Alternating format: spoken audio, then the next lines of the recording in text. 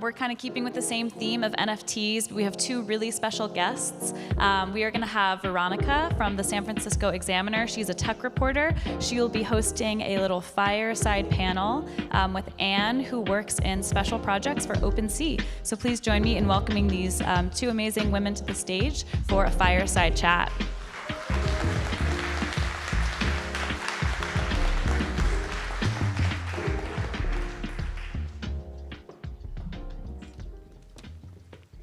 Hey guys, that's on. Cool. Wow, what a great person to follow. I don't know if this will be as exciting, but yeah, that was awesome and hard to follow. I'm sorry I don't have as amazing of visuals or anything like that, but if you squint, this is a fire, and now we're beside the fire for a fireside chat. So, and I'm a journalist, so I get to have my notes up here. Sorry about that. But thanks so much for talking with us today, Anne. Yeah. Just for a little bit of an introduction. Before being head of special projects at OpenSea, she was the CEO at Oasis Labs, and then back in the Web 2 era, also director of product marketing and special projects at Eero, and also a project manager on iPhone. Is that an accurate summary? Yeah, it's good. I'd say the thing to add is I've been a long follower of Harmony. I think I came to one of the way back, Cupertino House barbecues. And it's really cool to see how many people are here. So just a big props to everyone who's been a part of the Harmony community for so long. It's really neat to see. Happy to be here. Awesome. Really excited to talk to you and talking to a couple folks this morning. I think a lot of the folks in the audience are pretty excited to hear from you too. No pressure, but. Okay. Cool. Well, just to kind of start, it's the holiday season. We'll keep it simple. We all are kind of preparing for those conversations with our family members that glaze over when we start talking with all our blockchain terms. How do you explain what an NFT is? How do you make the case? It's a non-fungible token. What are you talking about? Isn't that easy? What's a fungible? No, I'm teasing. I think this is true for all technologies in this space. I think you guys, Harmony has done this actually very well, but every layer of what is being built in the blockchain space is way too abstract for anyone to really understand, and they really shouldn't have to. I think the analogy that I often hear is, when the internet started in the 90s, people weren't talking about IPS addresses or all the sort of underlayers. We were talking about what it could do for people. And so for NFTs, I think it's worth talking about the same thing. As is true of any emergent technology, there's sort of the path of where it can go and where it is now. A very simple description I've heard from folks is it's a way to own a unique piece of something. Right now, that happens to be art. I heard a good description of this, which is it's almost like an artist's signature, where you can have many prints of something, but if you own something that actually has that signature, it has a rarer quality to it. The thing that I find actually really exciting about the NFT space is all the other stuff that it will become, however. To me, it's the purest representation of ownership on the blockchain. It gives you the right to own and control something, decide what you want to do with it, what it's capable of doing for creators to actually add in some sort of licensing agreement or a way for them to actually retain some ownership of what they earn as something becomes more expensive or becomes more valuable over time, I think is a really important aspect as well. So TLDR, it's a digital representation, or it is the same as owning art or some other collectible, but in a digital world today. I think when we think about where it will be in 5 years, I think it will be the core technology used for all things you own on a more and more digitally oriented world. Very cool. Much better explanation than I normally give. I normally try to make some analogy with baseball cards and how that doesn't work. That works too, yeah. It only clicks with about 5% of people. But with that said, what do you say to the inevitable follow-up question from that skeptical uncle or whatever that says, sounds like a pyramid scheme. How is this not a scam? Yeah, I think the challenge is, again, a very emerging space, and a lot of what we're trying to do here is experiment, try new things, see what works and not. And that's going to lead to some things that frankly like do feel like not where we want to be in the long run. But what I will say is like the thing that's made me so compelled and interested in NFTs is probably more than tokens. It really is about more than just trading something, buying and selling, and the value of that. There's a lot of underlying value to the art that's attached to it, the tickets, the games, the skins that go along with it that make it much more than that. I think we're very much in an experimental phase. So some of the things that you're seeing that are just skyrocketing will probably not be where we are in 5 years, but some of them will be. And I think we need that kind of experimentation.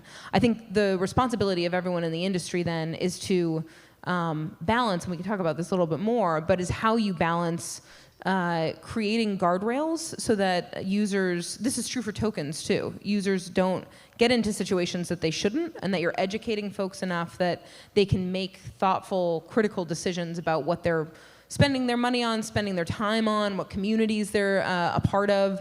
And so I think that's something that's a real responsibility of many of us who are investing in this space to sort of guide new people to find the right kinds of projects and what to look for as well.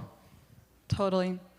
And when it comes to bringing in those folks that maybe they buy the pitch, they're really excited about that, but they're not builders, they're not super involved in this, maybe they're new to blockchain in general, really critical, I would imagine, is customer experience. How do you make that intuitive?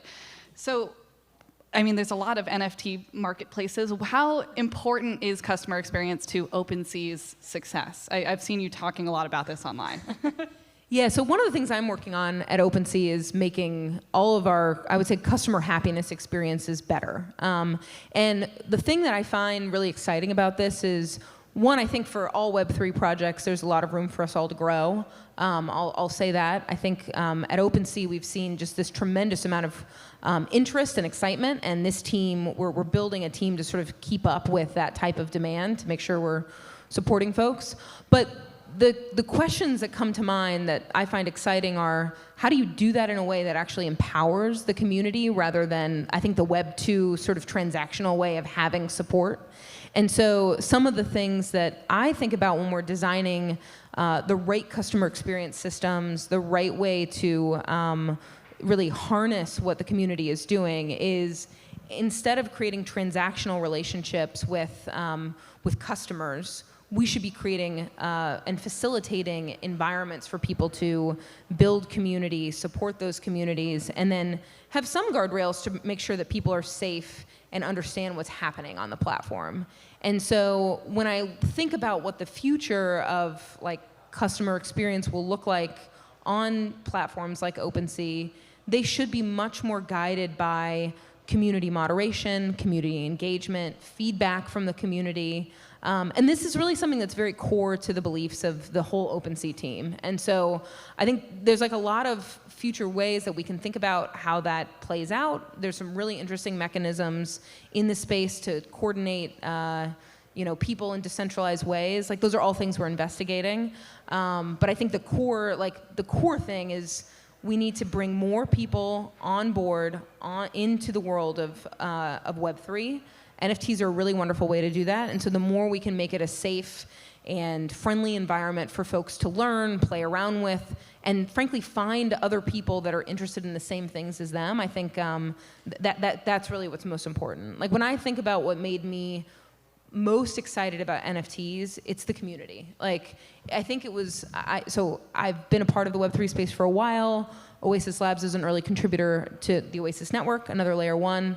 Like, I've worked in communities. There's something incredibly powerful about NFT communities that just feels really different. And so at OpenSea, I don't want to mess with that. I just want to find ways to encourage it and amplify it and really highlight high quality communities that are doing, that are investing in the folks that are involved in their NFTs. Totally. That community piece is what makes it special, in my opinion. And I don't know if anybody else shares this experience. My whole life is like trying to boil down tech terms for a general interest newspaper. So I'm always explaining this to people that, come to me to just explain WordPress, much less like blockchain stuff. And I notice a lot of those people outside of our space think it's all about trading, that it's kind of the same as like just, I don't know, day trading on Robinhood. Everybody's just trying to make money off their investment. But it's so much more than that, and really explaining to people and getting them excited about the community around this is what makes people tick, I think, and what makes it really click for people and seem like more than a phase. Yeah, and I'd say, to me, NFTs have become this sort of like spearhead in what we're all trying to do in the ecosystem. I think you all here can relate to this as well, right? That there is a token.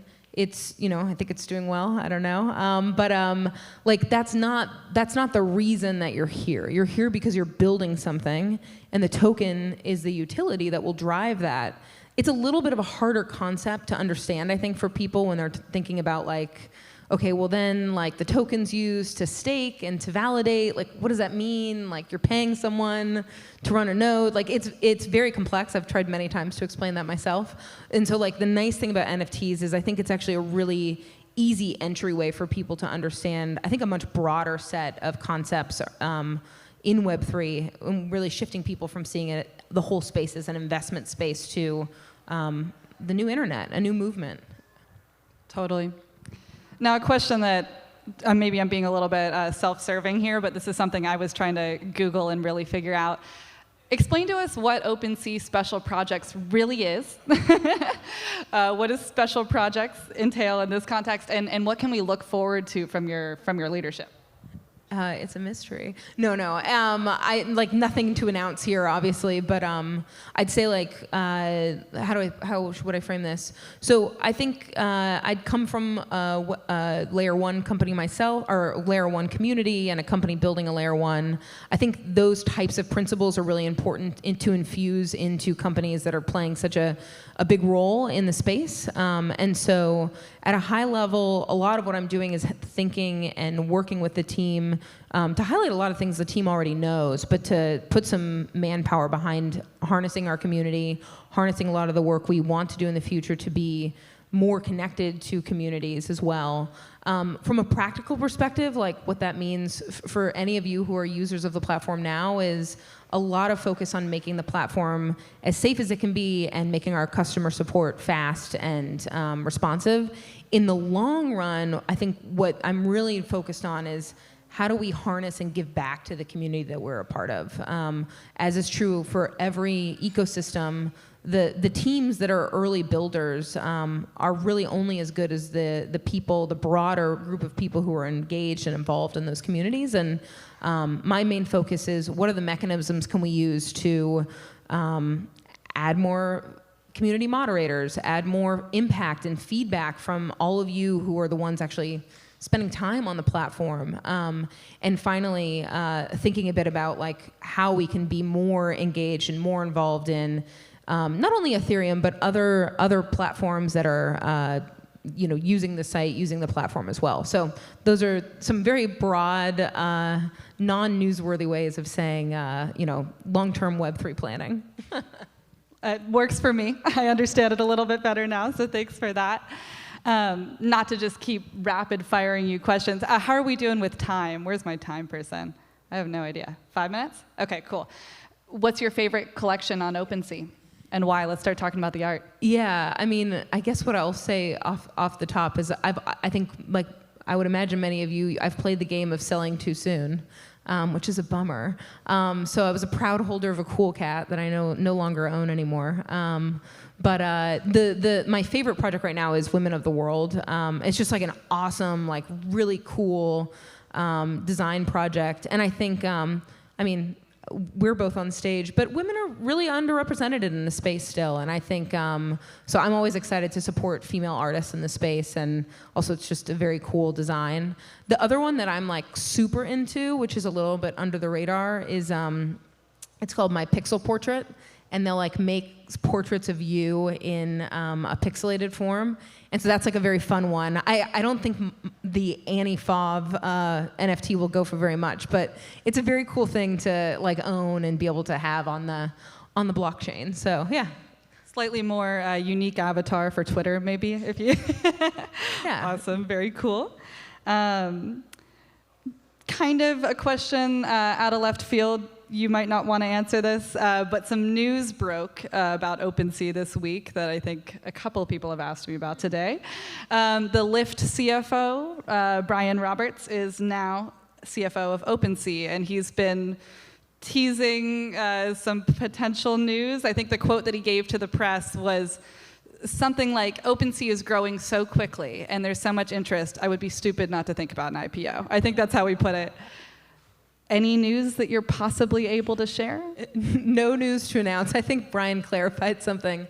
I think all he was trying to say is, as a true CFO, he should be thinking about all financial options for the company going forward. There's no immediate plans for us to do any sort of IPO.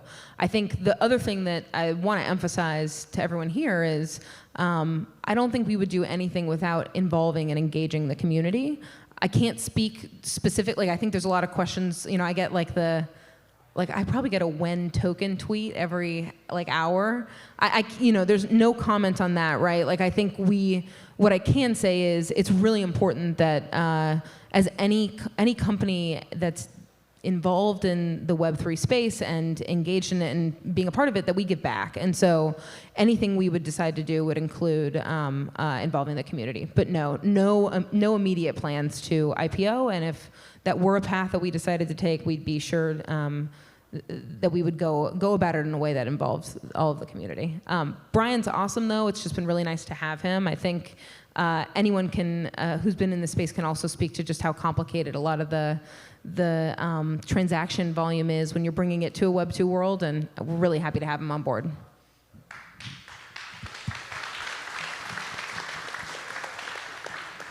I'm a little bummed that there's not any breaking news today, but I'll take it. A question kind of off that, though, and maybe this is a place to kind of wrap it up. What do you make of all of these executives from the Web 2 space moving into Web 3? You obviously have your background at Apple. I think it's fair to say that most technologists with more than a couple of years under their belt are probably in some fashion transitioning from Web 2 to Web 3 if you're in this room. But what does that mean for the future of the space? How do you think that's shaping where things are going? Yeah, I think it's great. I mean, I think what it highlights, and I think it's not only executive, it's at every level. I'm sure you guys are seeing this at Harmony as well. Stephen also came from Apple. But I think what it shows to me is that this is real. I think back to your first question of what do you say to people if they ask if this is a scam? A big one is a lot of smart people who are very talented are coming into this space. And I think the thing that's really unique about what we're doing now versus the sort of value extraction phase of Web 2 is we have to have a vision that goes beyond month-to-month user data. And that's scary. We've just lived in a SaaS world where the way you're growing your business is how many people are opening my site, what's the retention number, what's the churn number, and now we're really shifting to what are we building, what do we want the world to look like, and that can lead to a lot of, I think, questions about is this a scam, is this real, and so I think you have to look for other types of indicators to see. One is just the most important is the huge amount of excitement and growth we're seeing in this space overall. Just the number of users that are coming to sites like OpenSea, but also to a whole host of other platforms as well. The other is talent. And so it's been really cool, I think, to see both at the executive level, but for me, what matters more is seeing actually the IC level, the number of engineers that I've talked to who are from Facebook and Google and Uber and Lyft and et cetera, the number of business people that want to come in, that is real. And that means that not only do we have an idea, but we have now, I think we'll and continue to have the resources to really back that up. I would just say, as a last note, we are hiring. And so if any of you are in Web 2 or Web 3, but are interested. There's like a ton of roles up, both on the engineering, community, marketing. You know, if you're interested, name it. Like, we're probably hiring for it. So feel free to DM me on Twitter, and I'm happy to put you guys in touch with the right folks. Awesome. Thanks, Anne. Thank you guys so much.